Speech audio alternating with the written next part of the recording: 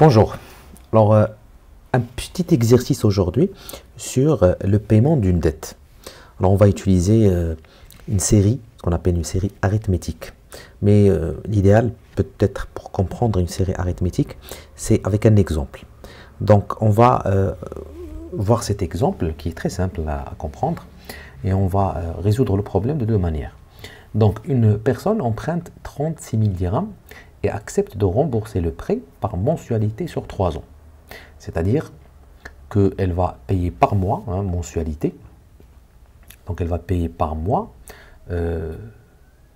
pendant 3 ans. Donc j'ai écrit ici durée 3 ans. L'accord prévoit aussi de payer 1% du solde impayé. Alors on ne va pas payer le 1% du solde global de 36 000, mais du solde impayé chaque mois pour l'utilisation de l'argent et 1000 dirhams chaque mois pour réduire le prêt. Ça veut dire, on va payer chaque mois 1000 dirhams pour réduire ce prêt pendant 3 ans. Et puis, ce qui reste à payer, c'est le solde impayé par mois. On va payer en plus 1% de ce qui reste, ce qu'on appelle le solde impayé. Donc, quel est le coût total du prêt sur 3 ans? Voilà. C'est-à-dire qu'il faudra calculer un coût, mis à part les 36 000 que vous allez rembourser, parce que ça c'est l'emprunt, mais quel est le coût de cet emprunt? Le coût, bien sûr, va être lié au 1% que vous payez à chaque fois sur le solde impayé. Donc j'ai repris ici les données, la dette 36 000, le taux de 1% qu'on va payer par mois sur le solde impayé pendant 3 ans. Donc on va faire ça de manière manuelle pour bien comprendre. Ensuite on va utiliser une formule mathématique qui existe déjà. Donc, le premier mois, voici donc mois 1, je vais noter le mois 2, jusqu'à combien? Alors, on a 3 ans et on a un paiement mensuel. Donc, pour année, c'est 12 mois. 12 fois 3, ça fait 36. Donc, il faut qu'on descende jusqu'à 36. Regardez, j'ai tous les mois ici pour le paiement du solde impayé. Alors, combien on a d'impayé pendant le premier mois? Tout simplement, c'est la totalité de la dette, parce qu'on n'a pas encore remboursé un centime. Donc, on est à 36 000. Voilà. Donc, finalement, à chaque fois, je paye 1000 dirhams par mois. Donc, ce taux, il va être réduit de combien?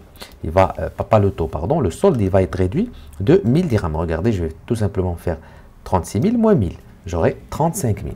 Et si je descends jusqu'au 36 mois, regardez, le dernier mois, je vais payer 1000 dirhams. Pourquoi?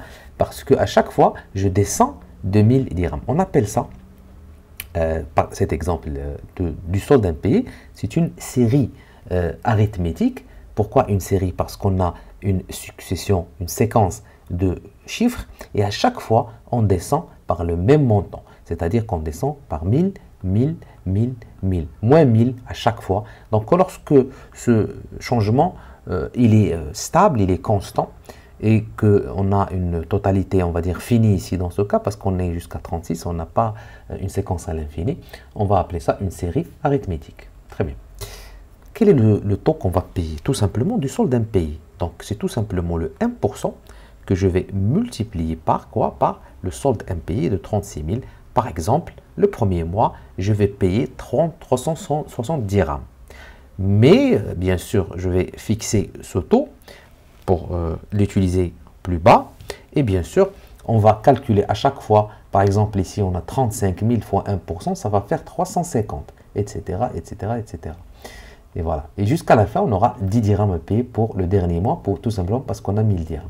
On voit très bien ici encore que c'est une série arithmétique et que à chaque fois, on descend de 10 dirhams. Regardez, 360, 350, 340, etc., etc. Donc, le total, c'est celui-là. Du coup, on a répondu à la question, quel est le coût total du prêt? C'est tout simplement 6 660 dirhams. Cette manière qu'on a utilisée, c'est une méthode manuelle pour calculer. Bien sûr, on ne va pas utiliser ça. Imaginez que vous avez 60 mois, que vous avez, je ne sais pas, 10 ans, 15 ans pour un prêt, etc. Donc, ça ne sert à rien, bien sûr, d'utiliser ça manuellement. C'est juste pour illustrer l'exemple. Mais on va utiliser une formule mathématique qui existe, c'est celle-là. CSN, ça va être N divisé par 2, multiplié par A1. Alors A1 c'est quoi? Le premier paiement. Et AN c'est le dernier paiement, tout simplement. N c'est bien sûr la durée. On a ici par exemple N c'est 36 Parce qu'on a 36 paiements. Pourquoi? 12 paiements par an multiplié par 3, ça fait 36. Et donc, regardez, on va utiliser cette formule mathématique qui est très, bien sûr, efficace.